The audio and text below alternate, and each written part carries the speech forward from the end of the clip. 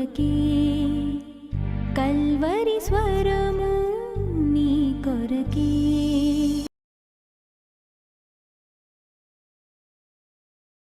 లూకా సువార్త 13వ అధ్యాయము 6వ వచనం నుంచి 9వ వచనం వరకు ఈ సంవత్సరము కొరకు మనందరికీ కావలసిన అద్భుతమైన వర్తమానం ఇందులో దేవుడు దాచిపెట్టున్నాడు. ఒక ద్రాక్ష తోట, ఆ ద్రాక్ష తోటలో ఒక అంజూరపు చెట్టును యజమాని నాటాడు. ఏం జరిగింది? అతడు దాని పండ్లు వెతక వచ్చినప్పుడు ఏమీ దొరకలేదు. కనుక అతడు, ఇదిగో 3 ఏండ్ల నుండి నేను పండ్ల వెతక వచ్చుచున్నాను, కానీ ఏమీ దొరకలేదు. దీనిని నరికివేయము, దీని వలన ఈ భూమియు ఎలా వ్యర్థమైపోవాలని ద్రాక్ష తోటమాలితో చెప్పెను. అయితే వాడు, అయ్యా, నేను దాని చుట్టూ త్రవ్వి వేయును మట్టుకు ఈ సంవత్సరము కూడా ఉండనిమ్ము. అది ఫలించినా సరే, లేని ఎడల నరికించి వేయమని అతనితో చెప్పెను. నూతన సంవత్సరంలోనికి అడుగుపెట్టిన నా ప్రియ సహోదరుడా, ప్రియ సహోదరి, చదివినటువంటి లేఖన భాగము మనందరికీ వర్తిస్తుందేమో జాగ్రత్తగా పరిశీలించినట్లయితే. ఆ యజమాని వచ్చాడట, ఆ అంజూరపు చెట్టు చూశాడట. బయటకు చక్కగా ఉంది, దట్టంగా ఉంది, బలంగా ఉంది, చక్కని కొమ్మలు, బయటకు ఫలిస్తున్నట్టుగా కనిపిస్తుంది, కానీ వాస్తవంగా ఒక్క ఫలము కూడా లోపల లేదు. బయటకు ఎత్తున్నా, బయటకు చక్కని ఆకారం ఉన్నా, బయటకు బాగున్నా, బయటకు అందంగా ఉన్నా, బయటకు మంచి ఆత్మీయురాలిగా కనిపించినా, దేవుడు నిన్ను వెతకడానికి వచ్చినప్పుడు, లేదా దేవుడు నీలో ఫలమును వెతకటానికి వచ్చినప్పుడు నీ బ్రతుకేమిటి? నీ పరిస్థితి ఏమిటి? వ్యక్తిగతముగా గత కొన్ని సంవత్సరాలుగా దేవుడు నిన్ను జాగ్రత్తగా చూస్తూ ఉన్నాడు. అలా పరీక్షిస్తున్నప్పుడు, పరిశోధిస్తున్నప్పుడు దేవునికి తెలిసినది ఏమిటయ్యా అంటే, పైకి బాగున్నావు కానీ, పైకి ఆత్మీయంగా కనిపిస్తున్నావు కానీ, పైకి ఆత్మీయురాలుగా చుట్టూ ఉన్న వారిని మాయ చేస్తున్నావు కానీ, వ్యక్తిగతంగా నీలో ఆత్మకు సంబంధించిన ఫలము ఒక్కటి కూడా కనిపించటంలా. ఆత్మఫలము ఏమనగా ప్రేమ, సమాధానము, సంతోషము, దీర్ఘశాంతము, దయాలుత్వము, మంచితనము, ఆశా నిగ్రహము, ఇవన్నీ కూడా ఆత్మఫలములో భాగాలే. సహోదరుడా, సహోదరి, గడిచిన సంవత్సరాన్ని ఒకవేళ దేవుడు పరిశీలించినట్లయితే అడుగుతున్నా, ఆత్మఫలాన్నే మనం కలిగి ఉన్నామా, లేక శరీర తత్వాన్నే మనం కనపరిచామా? శరీర కార్యములు కూడా స్పష్టమైనవే. ఏమిటో చూద్దాం రండి. గలతీకి రాసిన పత్రిక 5వ అధ్యాయము 19వ వచనము. శరీర కార్యములు స్పష్టమైనవి. అవేవనగా జారత్వము, అనగా పురుషుడు స్త్రీ, దేవుడు ఏర్పాటు చేసినటువంటి భార్యాభర్తల బంధానికి బయట పరాయి పురుషునితో, పరాయి స్త్రీతో చేసేటటువంటి నీచమైన కార్యమే జారత్వము. అపవిత్రత, అపవిత్రమైన మాటలు కావచ్చు, అపవిత్రమైన తలంపులు కావచ్చు, అపవిత్రమైన చూపులు కావచ్చు, అపవిత్రమైన చేష్టలు, కోరికలు కావచ్చు. కాముకత్వము, శరీరాన్ని ప్రేరేపించుకునే తత్వము కావచ్చు, శరీరంలో చేసే నీచమైన క్రియలు కావచ్చు. విగ్రహారాధన, అభిచారము, ద్వేషములో ఎదుటి వ్యక్తిని ద్వేషించవచ్చు, ఎదుటి వ్యక్తిని దూషించవచ్చు, నిర్నిమిత్తముగా ఆడిపోసుకోవచ్చు, ఇంకొంచెం దిగజారి శపించవచ్చు. శరీర కార్యములు స్పష్టమైనవి. ఆత్మీయత లేని వారిలో కనిపించే తత్వములు ఇవిగో ఉన్నవి. నూతన సంవత్సరంలోనికి అడుగుపెట్టిన సహోదరుడా, అడుగుపెట్టిన సహోదరి, దేవుడు సూటిగా స్పష్టంగా ఈరోజు నీతోనే మాట్లాడుతున్నాడు. సరిచేసుకుంటే మంచిది. మనము నూతన సంవత్సరంలో ప్రవేశించుటకు ఏమాత్రము యోగ్యులము కాదు. ఎందుకయ్యా అంటే, గడిచిన సంవత్సరాల్లో ప్రత్యేకంగా 2011, 12, 13 సంవత్సరాలను పోల్చుకున్నట్లయితే, పరిశీలించుకున్నట్లయితే, శరీర సంబంధమైన కార్యాలతోనే మనము పూర్తిగా నిండిపోయాము అనేది వాస్తవమా కాదా? జాగ్రత్తగా పరిశీలించినట్లయితే ద్వేషములు, కలహము, మత్సరములు, క్రోధము, కక్షలు, భేదములు, ఇవన్నీ కూడా సమాధానము లేనటువంటి జీవితంలో కనిపించే దౌర్భాగ్యమైన లక్షణాలు. దేవునితో సమాధానం లేని మనిషి మనుషులతోనూ సమాధానం కలిగి ఉండలేడు. మనుషులతో సమాధానం లేకపోవడానికి కారణము లోపల దేవునితో సమాధానము లేకపోవడం. దయచేసి గమనించాలి. మనలో కొంతమందికి ఉన్న బలహీనత ఏమిటయ్యా అంటే, మందిరానికి వచ్చినప్పుడు అబ్బో నువ్వు చాలా మంచివాడివి, ఆ కాసేపు ప్రార్థించినప్పుడు అబ్బో నువ్వు చాలా మంచి దానివి, ఆ 10 నిమిషాలు బాగానే ఉంటావు, ఆ అరగంట సేపు బాగానే ఉంటావు, మందిరంలో ఆరాధనలో కూర్చున్నప్పుడు వాక్యం విన్నప్పుడు నువ్వు ప్రార్థన చేసినప్పుడు చాలా బాగుంటావు, అదే ఆత్మీయత అనుకుంటున్నావు. అంతకంటే బుద్ధిహీనత మరొకటి లేనే లేదు. ఎందుకని ఎంతోమంది ఈరోజు నా దగ్గరకు వచ్చినప్పుడు లేదా డ్రాప్ బాక్స్లో వేసినప్పుడు, అన్నా మందిరంలో బాగుంటున్నావు, ప్రార్థించినప్పుడు బాగానే ఉంటున్నావు, వాక్యాన్ని ధ్యానించినప్పుడు చాలా హుషారుగా ఉంటున్నావు, ఆత్మీయంగా ఉంటున్నావు, ఆ తరువాతే బయటికి వెళ్ళిన తరువాతే, మోకరించి లేచిన తరువాతే, బైబిల్ని పక్కన పెట్టిన తరువాతే లోపల దాగి ఉన్న సైతాన్ గాడు వచ్చి పూర్తిగా ప్రత్యక్షమవుతున్నాడు. వాడు మా జీవితంలో వికృత రూపాన్ని కనపరుస్తున్నాడు. దయచేసి వినండి. ఆత్మీయ జీవితం అంటే నువ్వు ప్రార్థన చేసేటప్పుడు ఒక అరగంట సేపో గంట సేపో బుద్ధిమంతురాలుగా జీవించడం కాదు. నువ్వు ప్రార్థన చేసినప్పుడు, వాక్యాన్ని ధ్యానించినప్పుడు దేవుడు నీకు శక్తినిస్తాడు. చూశావు, ఆ శక్తిని మిగిలిన 23 గంటలు నీ జీవితంలో కనపరచటం.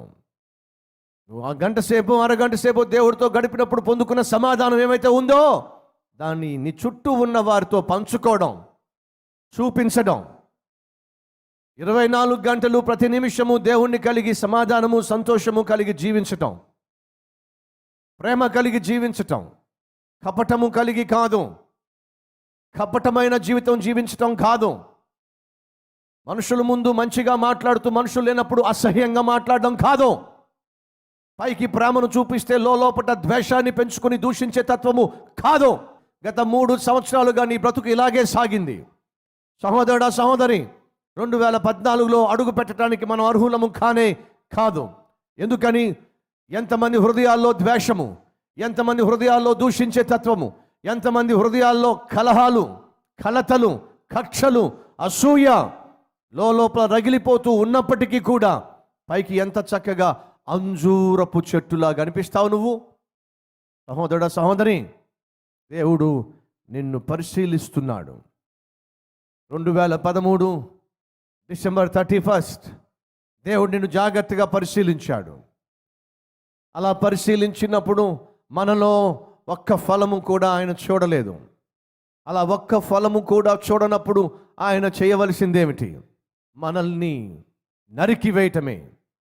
మనలను ఇంకా చాలు, నీలాంటి దౌర్భాగ్యుడు, నీలాంటి దౌర్భాగ్యురాలు ఎందుకు 2014లో అడుగు పెట్టాలి? ఆత్మీయత లేదు, పరిశుద్ధత లేదు, వాక్యానుసారమైన జీవితం లేదు, ఈ చుట్టూ ఉన్న వారికి కూడా కనీసం మాదిరికరమైన జీవితం నీకు లేదు. ఎందుకు నేను 2014 సంవత్సరం బహుమానంగా ఇవ్వాలి? చాలు. వాస్తవంగా దేవుడు మన జీవితాలను ఆపివేయాలి. యెషయా గ్రంథము 5వ అధ్యాయం జాగ్రత్తగా పరిశీలన చేస్తే, ఆ 5వ అధ్యాయం 1వ వచనంలోనే 2వ భాగం చూడండి. సత్తువ భూమి గల కొండ మీద నా ప్రియునికొక ద్రాక్ష తోట ఉండెను. ఆయన దానిని బాగుగా త్రవ్వి రాళ్లను ఏరి అందులో శ్రేష్టమైన ద్రాక్ష తీగలను నాటించెను. దాని మధ్యను బురుజు ఒకటి వేయించి ద్రాక్ష తొట్టిని తొలిపించెను. ద్రాక్ష పండ్లు ఫలింపవలనని ఎదురు చూచుచూ ఉండెను. చక్కని వాక్య భాగాన్ని మనం చదువుతున్నాం. లూకా సువార్త 13వ అధ్యాయము 6వ వచనం నుంచి 9వ వచనం వరకు 4 విషయాలు మనం జాగ్రత్తగా పరిశీలించవచ్చు. Number 1, problem. ఏమిటి ప్రాబ్లం? ఆ యజమాని అంజూరపు చెట్టు నాటాడు, దానికంటూ ఒక జీవితాన్ని ఇచ్చాడు, దాని పట్ల తీసుకోవాల్సిన జాగ్రత్తలు తీసుకున్నాడు, బ్రతకడానికి తనను సంతోషపరచడానికి ఒక అవకాశం ఇచ్చాడు.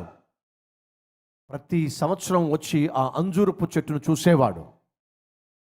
కానీ ఆ అంజూరపు చెట్టు ఆకారంలో చక్కగా కనిపిస్తుంది కానీ ఫలము మాత్రం ఫలించటల్లా. దేవునికి సంతోషాన్ని లేక యజమానికి సంతోషాన్ని, యజమానికి ఆనందాన్ని ఇచ్చేటటువంటి జీవితం మాత్రం కనపరచటంలా. సంవత్సరం అయింది, 2 సంవత్సరాలు అయింది, 3 సంవత్సరాలు అయింది. సాధారణంగా 3 దేనికి సూచన అంటే 7 ఏ రీతిగా సంపూర్తికి సూచనో అలాగే 3 కూడా పరిపూర్ణతకు కూడా సూచనే. సాధారణంగా మన దేశ సాంప్రదాయాల్లో ముచ్చటగా 3 అంటారు. ఏమంటారు? ముచ్చటిగా 3. ఏదైనా 3 సార్లు చేయాలంటారు. 3 అనేది సాధారణంగా పరిపూర్ణతకు గుర్తు. తండ్రి, కుమార, పరిశుద్ధాత్మ, 3 బైబిల్లో మనం చూస్తున్నాం. ఈరోజు ఈ మాటలు వింటున్న సహోదరుడా, సహోదరి, 3 సంవత్సరాలు అంటే ఇవ్వవలసినంత అవకాశం దేవుడిచ్చాడు. పరిపూర్ణమైన అవకాశం దేవుడిచ్చాడు. సంపూర్ణమైన అవకాశం దేవుడిచ్చాడు. దేని కొరకు? ఫలించుట కొరకు. దేని కొరకు? దిద్దుకొనుట కొరకు, బ్రతుకును మార్చుకొనుట కొరకు. అవకాశము దేవుడు నీకు ఇచ్చాడు, కానీ నువ్వు ఆ అవకాశాన్ని ఉపయోగించుకోవాలా. దేవుడు నీకు అవకాశం ఇచ్చినప్పటికీ ఫలించలా. That's a problem. అదే సమస్య. ఫలించవలసిన మనము, దేవుడు ఆశించినట్టుగా జీవించవలసిన మనము జీవించలేకపోయాం. అదే మనకు ఈ రోజున సమస్య. అయితే దేవుడు ఏమన్నాడు, లేక యజమాని ఏమన్నాడు? Second point, plan. మొదటిగా ప్రాబ్లం, రెండవదిగా ప్లాన్, ప్రణాళిక. ఏమిటి ఆ ప్రణాళిక? ఏమిటి దేవుని యొక్క ప్లాన్? నేను ఫలిస్తుందేమో అని చెప్పి నాటాను, ఫలించటం లేదు, కాబట్టి నేను ఇప్పుడు చెప్తున్నాను, నా ప్రణాళిక ఏమిటో తెలియచేస్తున్నాను. నరికేసేయి, కొట్టిపడేసేయి. ఎందుకు అనవసరంగా భూమి దీనివల్ల సత్తువును కోల్పోవాలి? ఇవ్వవలసిన అవకాశం నేను ఇచ్చాను. సహోదరుడా, సహోదరి, ఒకవేళ దేవుడు నీతోనే మాట్లాడుతున్నాడేమో. నీకు ఇవ్వవలసిన అవకాశం నేను నీకు ఇచ్చాను, అయినా నువ్వు ఫలించలా, అయినా నువ్వు బాగుపడలా, అయినా నీలో మార్పు రాలా. గత 3 సంవత్సరాలుగా చూస్తున్నాను, మారతావేమో అని చెప్పి, మాట తీరును మార్చుకుంటావేమోనని చెప్పి, బుద్ధిని మార్చుకుంటావేమోనని చెప్పి, ప్రవర్తనను మార్చుకుంటావేమోనని చెప్పి, బాధ్యత కలిగి జీవిస్తావేమోనని చెప్పి, ఆత్మీయుడిగా ఆత్మీయురాలుగా బ్రతుకుతావేమోనని చెప్పి 3 సంవత్సరాలుగా నీకు అవకాశం ఇస్తూ వస్తే కనీసం మార్పు రాదే? వాక్యానికి లోబడవే, బ్రతుకుని దిద్దుకోవే, జీవితాన్ని మార్చుకోవే, ప్రవర్తనను సరిచేసుకోవే. ఎప్పుడు చూసినా అదే బ్రతికే, ఎప్పుడు చూసినా అదే వేషధారణ, ఎప్పుడు చూసినా అదే నటించే జీవితం, ఎప్పుడు చూసినా మనుషులను మాయ చేయటమే, ఎప్పుడు చూసినా బ్రతుకంతా మోసంతో నిండిపోవడమే, ఎప్పుడు చూసినా కపటమే నీ జీవితానికి అడ్రస్గా తయారైంది. మారవే. ఆనాడు ఆ అంజూరపు చెట్టును దేవుడు లేక యజమాని వచ్చి చూసినప్పుడు ఏ మార్పు లేదు. అంతకుముందు సంవత్సరం వచ్చాడు, అదే స్థితి. అంతకుముందు సంవత్సరం వచ్చి చూశాడు, అదే స్థితి. అంతకుముందు వచ్చి సంవత్సరం చూశాడు, అదే స్థితి. మార్పు అయితే లేదు, ఫలం అయితే లేదు. అప్పుడు తన ప్రణాళిక చెప్తున్నాడు, ఇది ఇంక ఉండడానికి వీలు లేదు, కొట్టేసేయి, కొట్టిపడేసేయి. అప్పుడు ఆ తోటమాలి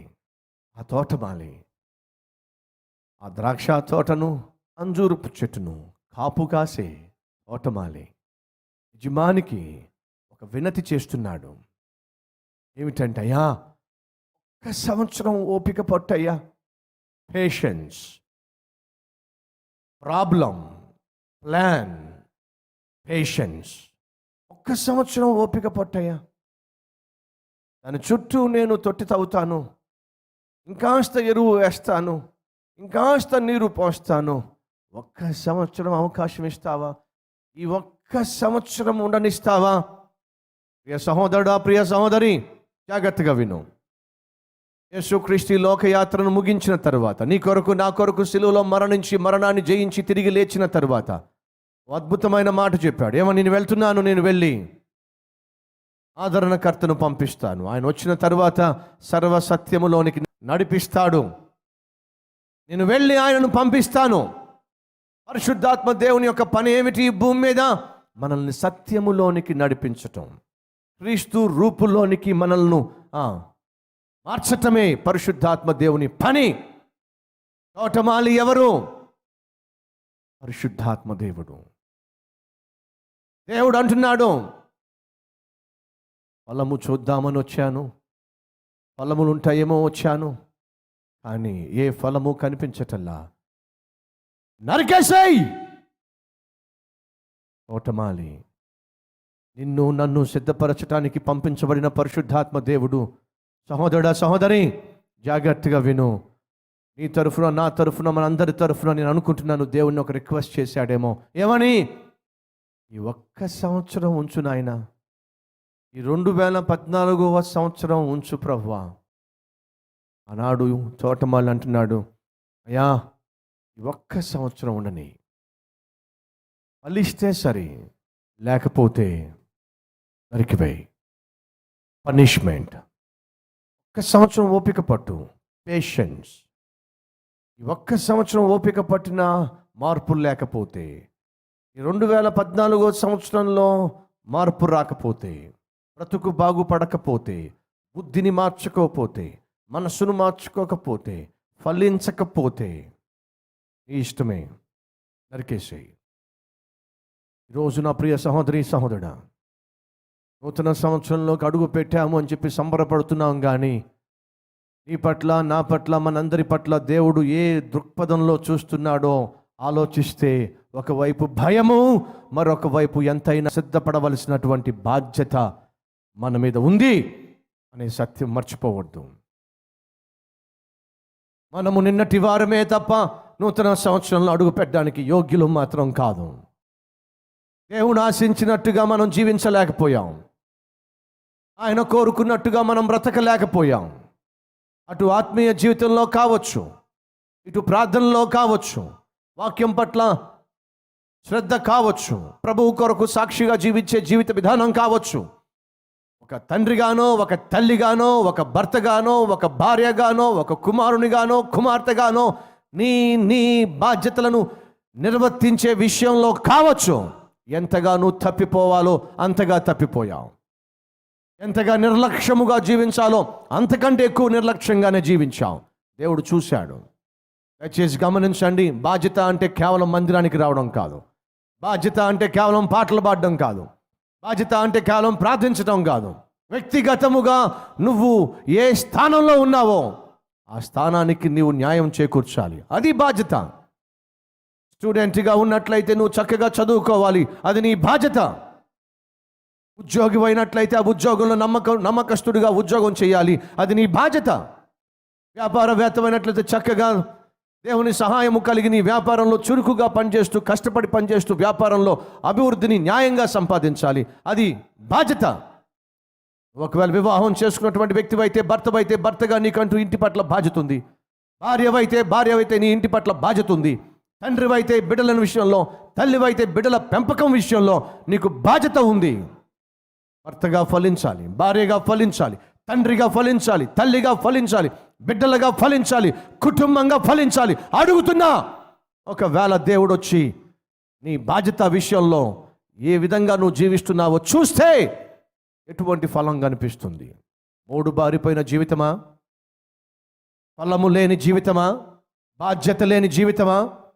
అయినైతే జ్ఞాపకం పెట్టుకో, 2014 నీకు ఇవ్వబడుతున్న చివరి అవకాశము. యెషయా 5:2-3 వచనాలు. ఆయన దానిని బాగుగా త్రవ్వి రాళ్లను ఏరి అందులో శ్రేష్టమైన ద్రాక్ష తీగలను నాటించెను. దాని మధ్యన బురుజు ఒకటి వేయించి ద్రాక్ష తొట్టిని తొలిపించెను. ద్రాక్ష పండ్లు ఫలింపవలనని ఎదురు చూచుచూ ఉండెను, కానీ అది 6 ద్రాక్షలు కాచెను. దేవుడు ఎక్స్పెక్ట్ చేసింది ఒకటి, ద్రాక్ష తోట ఫలించింది మరొకటి. దేవుడు నిన్ను గత సంవత్సరంలో కోరుకున్నదొకటి, నీ దగ్గర ఆశించిన జీవితం ఒకటి, నీ దగ్గర నుంచి ఎక్స్పెక్ట్ చేసినటువంటి ఆత్మీయత ఒకటి, నీవు దేవునికి కనపరిచినటువంటి ఆత్మీయత మరొకటి. రోజు ఈ మాటలు వింటున్న సహోదరుడా సహోదరి, అడుగుతున్నా, 2013వ సంవత్సరంలో మన ఆత్మీయ జీవితంలో మనము ఎన్నెన్ని విషయాల్లో విఫలమైపోయాం ఒక్కసారి ఆలోచించండి. ఎంతగా ఫలమును చూపించవలసిన మనము ఫలములు చూపించలేక, మన సుఖభోగాల కొరకో, మన సౌఖ్యాల కొరకో, మన సంతోషం కొరకో, మన సరదాల కొరకో ఎంతెంత సమయాన్ని వేస్ట్ చేశామో. ఎంతెంత డబ్బును వేస్ట్ చేశామో, ఎంతగా దేవుణ్ణి దుఃఖపరిచామో ఒక్కసారి ఆలోచించండి. ఫలించవలసిన నీవు ఫలించలేదు కాబట్టి నిన్ను నరికేయాలని ఉద్దేశించాను. కానీ పరిశుద్ధాత్మ దేవుడు తోటమాలి నా తరఫున, మనందరి తరఫున నేను అనుకుంటున్నాను ఒక రిక్వెస్ట్ తండ్రి అయిన దేవుణ్ణి చేసుంటాడు. ఏమని? ఈ ఒక్క సంవత్సరం ఇవ్వు ప్రభువా, ఇది ఇవ్వు నాయన అయ్యా, ఒక్క సంవత్సరం ఉండని అయ్యా, ఈ సంవత్సరం నేను చూస్తాను, ఫలిస్తే సరే, బాగుపడితే సరే, మార్పు చెందితే సరే. వాళ్ళు మార్పు చెందకపోతే, మార్పు రాకపోతే నరికేసాయి. పనిష్మెంట్ ఏమైతే ఇవ్వాలనుకున్నావో అది ఇచ్చేసాయి. ఈ వాక్యం వింటున్న సహోదరుడా, సహోదరి, దేనికి నువ్వు సిద్ధపడబోతున్నావు ఈ సంవత్సరంలో? ఆ ద్రాక్ష తోట నేను నాటాను, చేయవలసిందంతా చేశాను, బాగుగా త్రవ్వాను, రాళ్లను ఏరివేశాను, ద్రాక్ష తీగలు వేశాను, బురుజు కట్టించాను, ద్రాక్ష తొట్టిని తొలిపించాను, ఫలము కొరకు ఎదురు చూశాను, 6 ద్రాక్షలు కాసెను. యూదావారులారా, ఇశ్రాయేలులారా, ఈ ద్రాక్ష తోటకు నేను ఇంకేం చేయాలి? నేను చేయాల్సిందంతా చేశాను, అయినా ఫలము లేదు. ఇప్పుడు ఏం చేస్తాడట చూద్దాం రండి. 5వ వచనము, ఆలోచించుడి, నేను నా ద్రాక్ష తోటకు చేయబోవు కార్యమును మీరు తెలుసుకోండి. ఏ ద్రాక్ష తోటను ప్రేమించి కనికరించి కాపాడి ఇప్పటి వరకు పోషిస్తూ వచ్చానో, అలా పోషించబడి కనికరించబడి కాపాడబడి నా దీవెనలు పొందుకొని నాకు లోబడకుండా, నేను ఆశించినట్టుగా ఫలములు కనపరచకుండా, బాగుపడకుండా ఇష్టానుసారంగా ఏ ద్రాక్ష తోట అయితే జీవించిందో ఆ ద్రాక్ష తోటకు నేను చేయబోతున్న దాన్ని జాగ్రత్తగా వినండి. 5వ వచనం చదువుతున్నాను. నేను అది మేసి వేయబడినట్లు దాని కంచెను కొట్టివేస్తాను. ప్రతి అడ్డమైన జంతువు వచ్చి ద్రాక్ష తోటను ఇష్టం వచ్చినట్టుగా తొక్కేసే విధంగా చేస్తాను. కంచెను తొలగిస్తాను. ఏ గాడిద కావాలంటే, ఏ ఎద్దు వస్తే, ఏ దున్నపోతు వస్తే, ఏ జంతువు వస్తే ఆ జంతువు ఈ ద్రాక్ష తోటను తొక్కేసే విధంగా చేస్తాను, మేసి పడేసే విధంగా చేస్తాను. అంతేకాదు, అది త్రొక్కబడినట్లు దాని గోడను పడగొట్టి దాన్ని పాడు చేసేదను, దాని మీద వర్షింపవలదని మేఘమునకు ఆజ్ఞాపిస్తాను. వింటున్నారా? దేవుడు ఆశించిన జీవితాన్ని మనం జీవించకపోతే దేవుడు అంటున్నాడు పలు రక్కసి మొక్కలు, గచ్చ పొదలు నీ జీవితంలో మొలిసే విధంగా చేస్తాను. నీ చుట్టూ నేను ఉంచినటువంటి గోడను కూల్చేస్తాను. నీకు కాపుదల ఉండదు, నీకు భద్రత ఉండదు, నీకు క్షేమము ఉండదు, నీకు సమాధానం ఉండదు, నీకు ఫలము కలిగిన జీవితము ఉండదు. నీలో పిచ్చి పిచ్చి మొక్కలు మొలుస్తాయి, పిచ్చి పిచ్చి ఆలోచనలు వస్తాయి, పిచ్చి పిచ్చి పనులు వస్తాయి, ఎన్నో సమస్యలు వస్తాయి, ఎన్నో శోధనలు వస్తాయి, ఎన్నో అనారోగ్యాలు వస్తాయి, ఎన్నో రోగాలు వస్తాయి. వీటన్నిటిని భరించే శక్తి మనకుందా? తట్టుకునే శక్తి మనకుందా? లేదా ఏ రీతిగా తోటమాలి యజమానిని అడిగి, అయ్యా మరొక్క సంవత్సరం ఇస్తావా?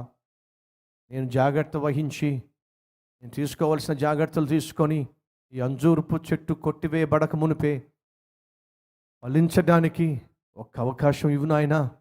తోటమాలి అడిగిన రీతిగా ఒకవేళ పరిశుద్ధాత్మ దేవుడు నీ పక్షమున నా పక్షమున నిలబడి ఒక అవకాశము తీసుకున్నాడేమో, ఈ ఒక్క సంవత్సరాన్ని మనకు కనికరముతో దేవుడిస్తున్నాడేమో, మనం ఫలిస్తామని, మన జీవితాన్ని మార్చుకుంటామని, మనం బ్రతుకుని దిద్దుకుంటామని, ఇక నుంచైనా బయటికి ఏదో చక్కగా కనిపిస్తూ మనుషుల్ని మోసం చేసే తత్వంలో నుంచి బయటపడి దేవునికి అంగీకారముగా జీవిస్తామని, ఆయన కోరుకున్నట్టుగా అంతరంగములో ఆత్మీయతను కనపరుస్తామని పరిశుద్ధాత్మ దేవుడు నీకు నాకు ఒక అవకాశం ఇస్తున్నాడు. ఒక సంవత్సరాన్ని పొడిగిస్తున్నాడు. అడుగుతున్నాను సహోదరి, అడుగుతున్నాను సహోదరా, ఈ ఒక్క అవకాశాన్ని చక్కగా సద్వినియోగపరచుకుంటావా? ఇచ్చిన ఈ సంవత్సరాన్ని జాగ్రత్తగా కాపాడుకుంటావా? ప్రభువా, నిజమే నువ్వు అన్నట్టుగా 2011, 12, 13 గడిచిన సంవత్సరాల్లో నేను ఆశించినట్టుగా ఆత్మీయంగా జీవించలా, నువ్వు కోరుకున్నట్టుగా నేను పరిశుద్ధంగా జీవించలా, నిన్ను నేను ప్రేమించవలసినంతగా ప్రేమించలా, మందిరాన్ని ప్రేమించవలసినంతగా ప్రేమించలా, నీ సన్నిధిని ప్రేమించవలసినంతగా ప్రేమించలా. ప్రభువా, నా జీవితంలో, నా ఆత్మీయతలో నా లోపమేమిటో, నా తప్పేమిటో గ్రహించాను. ఇది నాకు చివరి సంవత్సరము. వింటున్నారా సహోదరులు, సహోదరులు? ఇది మనకు చివరి సంవత్సరము. ఎప్పుడో బ్రతుకును దిద్దుకోనప్పుడు, బ్రతుకును మార్చుకోనప్పుడు, ఈ సంవత్సరంలో ఈ రోజు నుంచి మన జీవితాన్ని దిద్దుకోవడానికి, మనల్ని మనం సరిచేసుకోవడానికి, ఆత్మీయులుగా కనబడడానికి, ఆత్మీయతను పెంపొందించుకోవడానికి దేవుడు మనకిస్తున్న చివరి అవకాశం. దీన్ని సద్వినియోగపరుచుకున్నట్లయితే రాబోయే సంవత్సరాలు బహు దీవెనకరంగా మారతాయి. ఒకవేళ సద్వినియోగపరచుకోకపోయినట్లయితే నెక్స్ట్ స్టెప్ ఏమని చెప్పండి? ఈ ఒక్క సంవత్సరము ఫలిస్తే సరి, ఫలించినా సరి, లేని పక్షములో నరికివేయము, లేని పక్షములో నాశనము చేయము. అడుగుతున్నా, 2014 చివరికి వచ్చేసరికి ఫలములను చూపిద్దామా, లేకపోతే నాశనానికి సిద్ధమవుదామా? దేవుడు మనల్ని చూసినప్పుడు మనలో అద్భుతమైన ఫలములను కనపరిచి మరొక సంవత్సరాన్ని దయాకిరీటముగా పొందుకుందామా, లేకపోతే నరికివేయబడ్డానికి మనం తల వంచుదామా? ఏం చేద్దాం? నువ్వు తీసుకునే తీర్మానం మీద ఆధారపడి ఉంది. Let us pray. ప్రార్థన చేద్దాం. మహాపరిశుద్ధుడు అయిన ప్రేమ కలిగిన తండ్రి, ఈ ఒక్క సంవత్సరము ఉండనిమ్ము. ఫలించినా సరి, ఫలించకపోతే నరికివేయము. ప్రభువా, ప్రభువా, ఈ సంవత్సరం ఫలించే సంవత్సరముగా మా జీవితాన్ని ముద్రించు నాయన. శరీర తత్వము నుంచి, శరీరానికి లోబడే తత్వము నుంచి విడిపించండి ప్రభువా. వాక్యానుసారముగా, ఆత్మానుసారముగా ఈ సంవత్సరం అంతా, అనగా ప్రతి దినము, ప్రతి గడియ నడిచే భాగ్యాన్ని ఇవ్వండి. నాతో బహుసూటిగా, బహుస్పష్టంగా మాట్లాడావు. నూతన సంవత్సరంలోనికి నాయన మేము ఉట్టి పుణ్యాన్ని అడుగు పెట్టలా, మీ కనికరమును బట్టి, మీ ఓపికను బట్టి అడుగు పెట్టాం. మా ఎదుట సవాలు మీరు పెట్టారు. ఫలిస్తే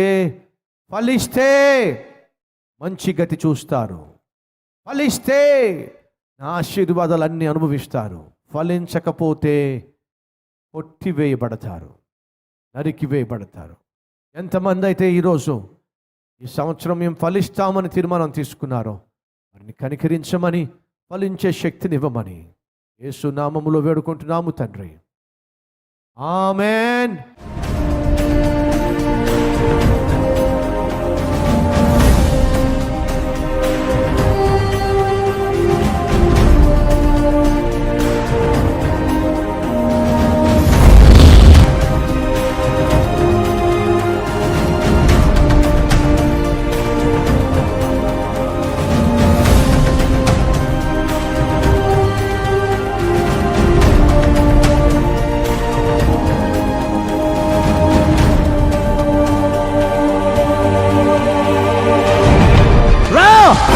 ఈరోజు నీ జీవితాన్ని పరిశుద్ధపరిచి, నీ పాపములను క్షమించి, నిన్ను దేవుని బిడ్డగా, పరలోక వాసునిగా, వారసునిగా దేవుడు మార్చాలని ఆశపడుతున్నాడు. ఇస్తావా ఈరోజు నీ జీవితాన్ని మార్చుకోవడానికి? ఇస్తావా ఈరోజు నీ హృదయంలో క్రీస్తుకు చోటు?